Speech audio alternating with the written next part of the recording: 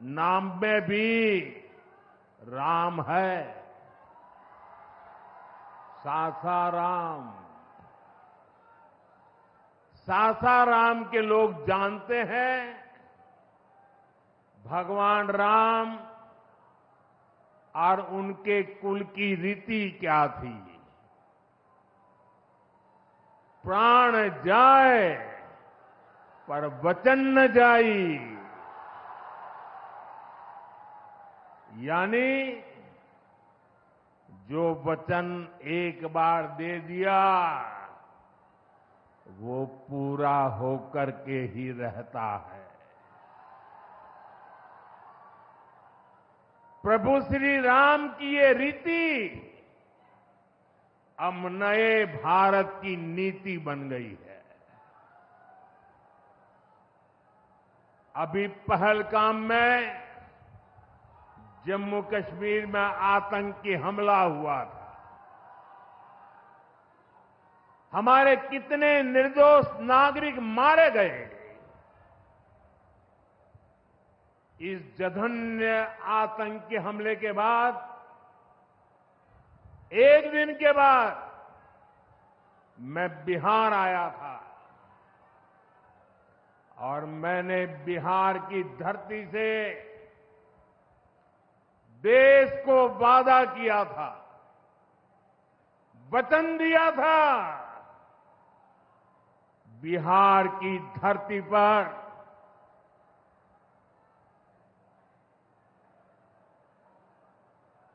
आंख में आंख मिलाकर हमने कह दिया था, आतंक के आकाओं के ठिकानों को मिट्टी में मिला दिया जाएगा।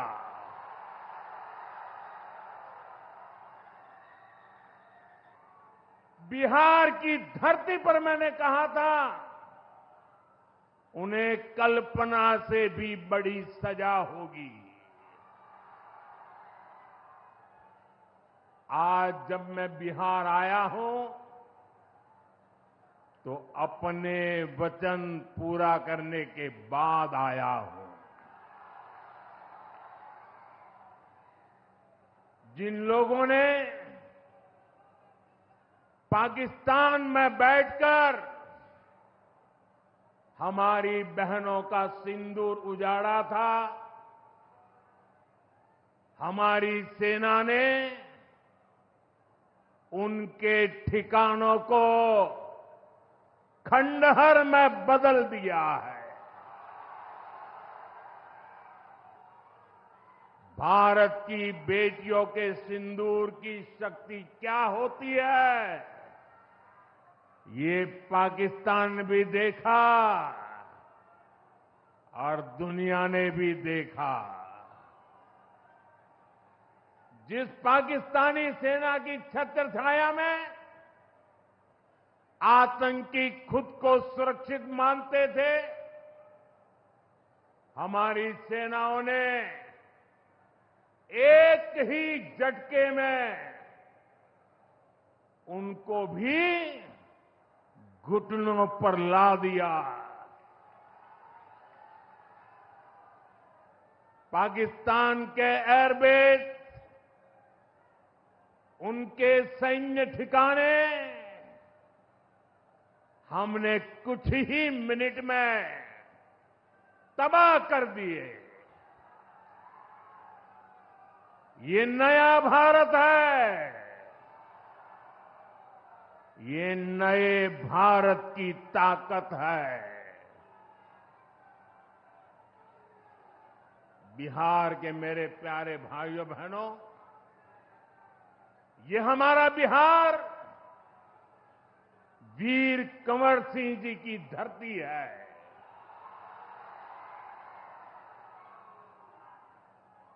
यहां के हजारों नौजवान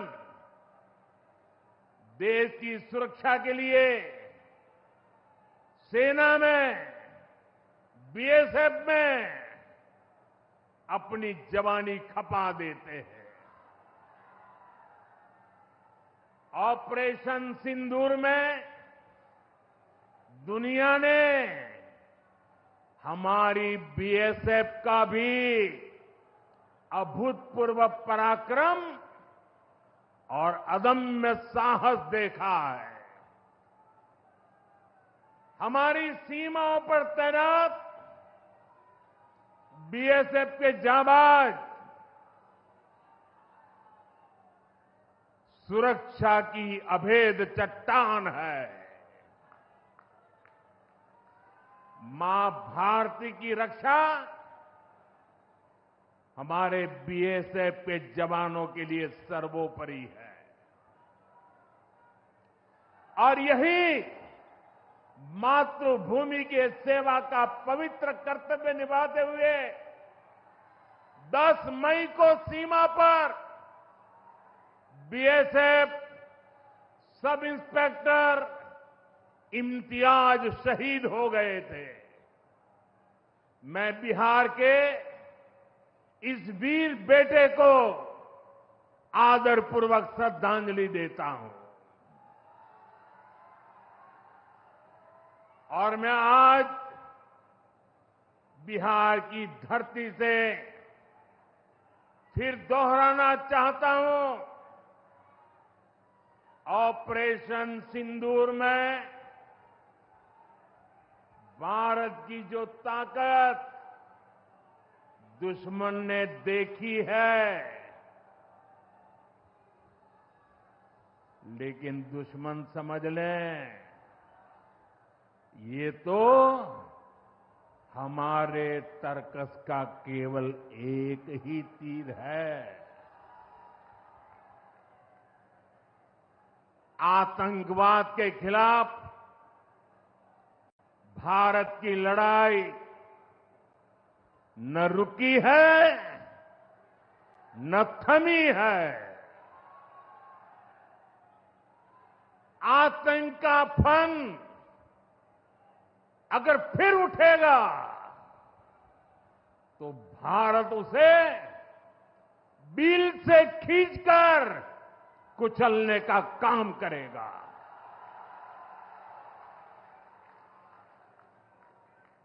साथियों, हमारी लड़ाई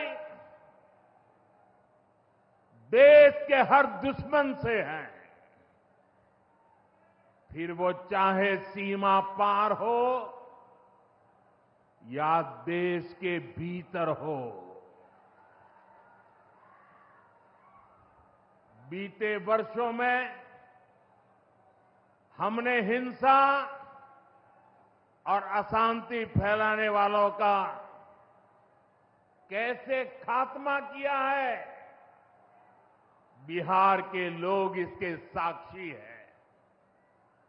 आप याद करिए, कुछ साल पहले तक सासाराम, कैमूर और आसपास के इन जिलों में क्या हालात थे, नक्सलवाद कैसे हावी था, मुंह पर नकाब लगाए, हाथों में बंदूक थामे नक्सली कब कहां सड़कों पर निकल आए, हर किसी को ये खौफ रहता था। सरकारी योजना आती थी पर नागरिकों तक पहुंचती ही नहीं थी। नक्सल प्रभावित गांव में न तो अस्पताल होता था, न मोबाइल टावर, कभी स्कूल जलाए जाते थे, कभी सड़क बनाने वालों को मार दिया जाता था। इन लोगों का बाबा साहब आंबेडकर के संविधान पर कोई विश्वास नहीं था। नीतीश जी ने उन परिस्थितियों में भी यहां विकास की पूरी कोशिश की। 2014 के बाद से हमने इस दिशा में और तेजी से काम किया। हमने माओवादियों को उनके किया की सजा देनी शुरू की। हम युवाओं को विकास की मुख्य धारा में भी लेकर आए। 11 सालों की दृढ़ प्रतिज्ञा का फल आज देश को मिलना शुरू हुआ है। 2014 से पहले देश में 125 से ज्यादा जिले नक्सल प्रभावित थे। अब सिर्फ 125 से ज्यादा, अब सिर्फ 18 जिले नक्सल प्रभावित बचे हैं। अब सरकार सड़क भी दे रही है, रोजगार भी दे रही है। वो दिन दूर नहीं जब माओवादी हिंसा का पूरी तरह से खात्मा हो जाएगा। शांति, सुरक्षा, शिक्षा और विकास गांव-गांव तक बिना रुकावट के पहुंचेंगे। साथियों, जब सुरक्षा और शांति आती है तभी विकास के नए रास्ते खुलते हैं। यहां नीतीश जी के नेतृत्व में जब जंगल राज वाली सरकार की विदाई हुई तो बिहार भी प्रगति के मार्ग पर आगे बढ़ने लगा। टूटे हाईवे, खराब रेलवे, गिनी चुनी फ्लाइट कनेक्टिविटी, वो दौर अब इतिहास बन चुका है, पीछे छूट रहा है। साथियों, कभी बिहार में एक ही एयरपोर्ट था, पटना। आज दरभंगा एयरपोर्ट भी शुरू हो गया है। अब यहां से दिल्ली, मुंबई, बेंगलुरु जैसे शहरों की फ्लाइट मिलती है। बिहार के लोगों की लंबे समय से मांग थी कि पटना एयरपोर्ट के टर्मिनल को आधुनिक बनाया जाए। अब ये मांग भी पूरी हो गई है। कल शाम मुझे पटना एयरपोर्ट की नई टर्मिनल बिल्डिंग का लोकार्पण करने का सौभाग्य मिला है। ये नया टर्मिनल अब 1 करोड़ यात्रियों को संभाल सकता है। बिहटा एयरपोर्ट पर भी 1400 करोड़ रुपए का निवेश हो रहा है। साथियों, बिहार में आज हर तरफ 4 लेन और 6 लेन सड़कों का जाल बिछ रहा है। पटना से बक्सर, गया जी से डोभी, पटना से बोधगया जी, पटना, आरा, सासाराम, ग्रीनफील्ड कॉरिडोर, हर तरफ तेजी से काम हो रहा है। गंगा, सोन, गंडक, कोसी समेत सभी प्रमुख नदियों पर नए पुल बनाए जा रहे हैं। हजारों करोड़ की ऐसी परियोजनाएं बिहार में नए अवसरों और संभावनाओं का निर्माण कर रही है। इन प्रोजेक्ट से हजारों युवाओं को रोजगार मिलेगा। यहां टूरिज्म और व्यापार दोनों को फायदा होगा। साथियों, बिहार में रेलवे की हालत भी अब तेजी से बदल रही है। आज बिहार में वर्ल्ड क्लास वंदे भारत ट्रेनें चल रही हैं। रेलवे लाइनों को डबल और ट्रिपल किया जा रहा है। छपरा, मुजफ्फरपुर, कटिहार जैसे इलाकों में काम तेजी से चल रहा है। सोननगर और अंडाल के बीच मल्टी ट्रैकिंग का काम चल रहा है, जिससे ट्रेनों का आना जाना तेज होगा। सासाराम में भी अब 100 से ज्यादा ट्रेनें रुकती है। यानी हम पुरानी समस्याओं को भी दूर कर रहे हैं और रेलवे का आधुनिकीकरण भी कर रहे हैं। भाइयों बहनों, ये काम पहले भी हो सकते थे, लेकिन जिनके ऊपर बिहार को आधुनिक ट्रेनें देने की जिम्मेदारी थी, उन्होंने रेलवे में भर्ती के नाम पर आपकी जमीन लूटने का काम किया, गरीबों की जमीन लिखवा ली। सामाजिक न्याय की उनकी यही तरीके थे, गरीब को लूटना, उनके अधिकारों को लूटना, उनकी मजबूरी का फायदा उठाना और खुद राजाशाही की मौज करना। बिहार के आप लोगों को जंगल राज वालों के झूठ और धोखे, उससे आगे भी सावधान रहना बहुत जरूरी है। साथियों, बिजली के बिना विकास अधूरा है। जब बिजली होती है तो औद्योगिक विकास होता है। जब बिजली होती है तो जीवन आसान होता है। और 21वीं सदी तो टेक्नोलॉजी से दौड़ने वाली सदी है, इसलिए डगर डगर पर बिजली की जरूरत रहने वाली है। बीते वर्षों में बिहार में बिजली उत्पादन पर बहुत जोर दिया गया है।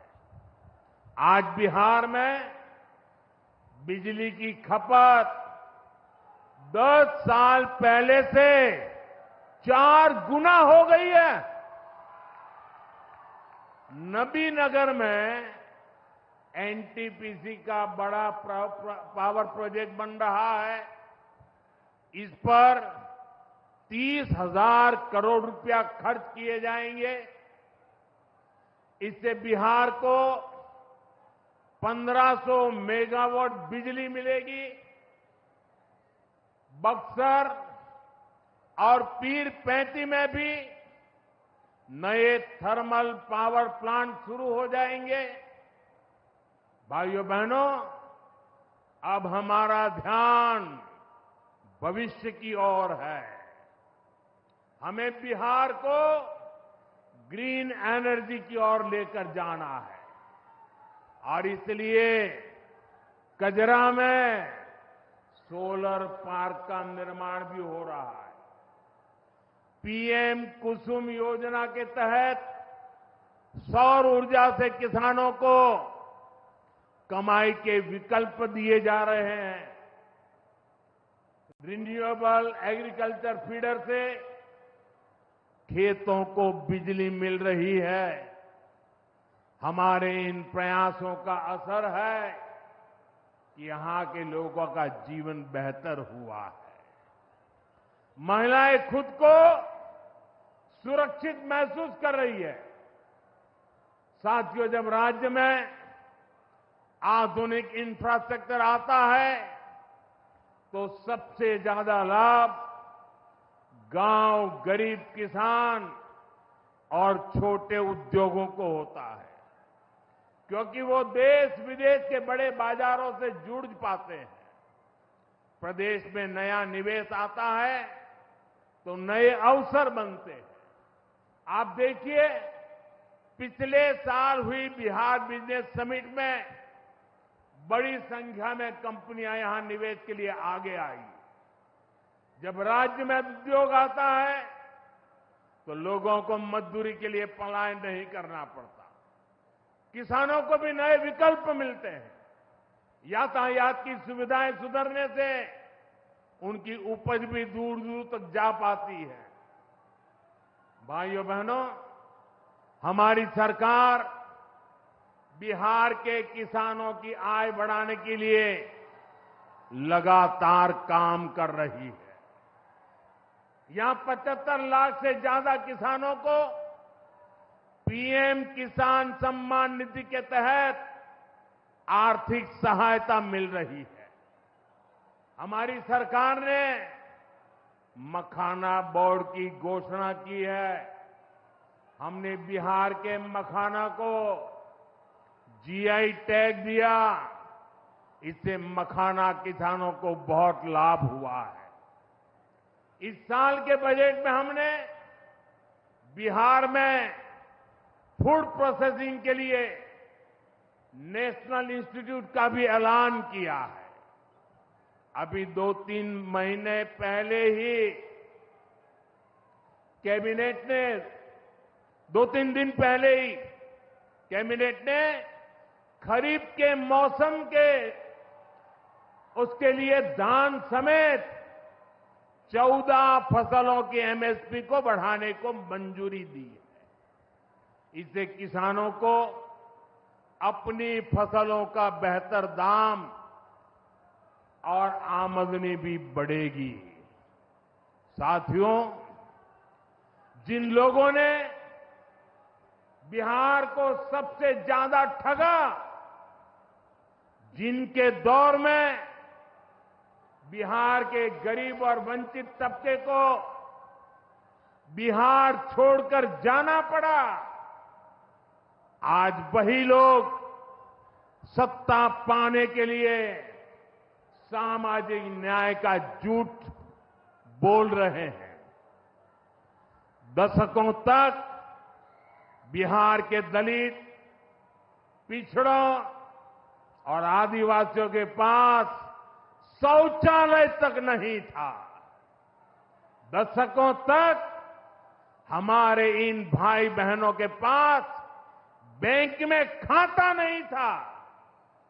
उन्होंने बैंकों में उनके लिए तो एंट्री बंद थी, दरवाजे तक भी घुसने नहीं दिया जाता था। दलित और पिछड़ा वर्ग के ही सबसे ज्यादा लोग झुग्गी झोपड़ी में जीवन गुजारा करते थे। उनके पास पक्का घर तक नहीं था, वे बेघर थे। करोड़ों लोगों के सर पर छत तक नहीं थी। मैं आपसे पूछता हूं, बिहार के लोगों की ये दुर्दशा, ये पीड़ा, ये तकलीफ, क्या ये कांग्रेस और आरजेडी का, क्या यही सामाजिक न्याय था? गरीबों को इस प्रकार से मजबूरी में जीने के लिए सारी नीतियां बनाने के आदी लोग। साथियों, इससे ज्यादा अन्याय कोई नहीं हो सकता है। कांग्रेस और आरजेडी वालों, इन्होंने कभी दलित, पिछड़ा की इतनी तकलीफों की चिंता तक नहीं की। ये लोग विदेशियों को बिहार की गरीबी दिखाने के लिए घुमाने लाते हैं। अब जब दलित, वंचित और पिछड़ा समाज ने कांग्रेस को उसके पापों की वजह से छोड़ दिया है, तो इन्हें अपना अस्तित्व बचाने के लिए सामाजिक न्याय की बातें याद आ रही है। भाइयों बहनों, बिहार में और देश में सामाजिक न्याय का नया सवेरा एनडीए के दौर में दिखा है। हमने गरीब तक जीवन से जुड़ी मूलभूत सुविधाएं पहुंचाई है। हम इन सुविधाओं को 100% लाभार्थी तक पहुंचाने के लिए काम कर रहे हैं। 4 करोड़ नए मकान, 3 करोड़ बहनों को लखपति दीदी बनाने का मिशन, 12 करोड़ से ज्यादा घरों में नल का कनेक्शन, 70 साल से अधिक उम्र के हर बुजुर्ग को 5 लाख रुपए तक का मुफ्त इलाज, हर महीने मुफ्त राशन की सुविधा। हमारी सरकार हर गरीब और जरूरतमंद के साथ खड़ी है। साथियों, हम चाहते हैं कि कोई भी गांव छूटे नहीं, कोई भी हकदार परिवार सरकार की योजनाओं से वंचित न रह जाए। मुझे खुशी है, इसी सोच के साथ बिहार सरकार ने डॉक्टर भीमराव अंबेडकर समग्र सेवा अभियान शुरू किया है। इस अभियान में 22 जरूरी योजनाएं एक साथ लेकर सरकार गांव-गांव, टोला-टोला पहुंच रही है। हमारा लक्ष्य है हर दलित, महादलित, पिछड़े, अति पिछड़े, गरीब के घर तक सीधे पहुंचना। मुझे बताया गया है कि अब तक 30,000 से ज्यादा कैंप लग चुके हैं। लाखों लोग इस अभियान से जुड़ चुके हैं। जब सरकार खुद लाभार्थियों तक पहुंचती है तो ना कोई भेदभाव होता है और ना ही कोई भ्रष्टाचार होता है, और तभी सच्चा सामाजिक न्याय होता है।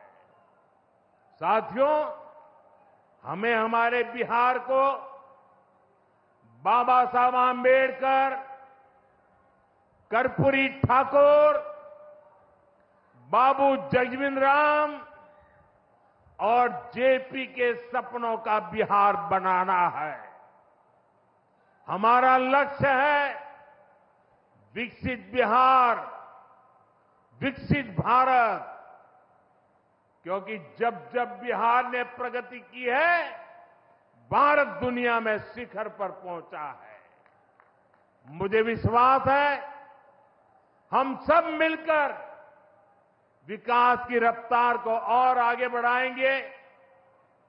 मैं एक बार फिर आप सबको इन विकास कार्यों के लिए बहुत बहुत बधाई देता हूं। मेरे साथ दोनों हाथ ऊपर करके मुट्ठी बंद करके बोलिए, भारत माता की। आवाज दूर दूर तक पहुंचनी चाहिए। सीमा पर खड़े हमारे जवान का सीना चौड़ा हो जाना चाहिए।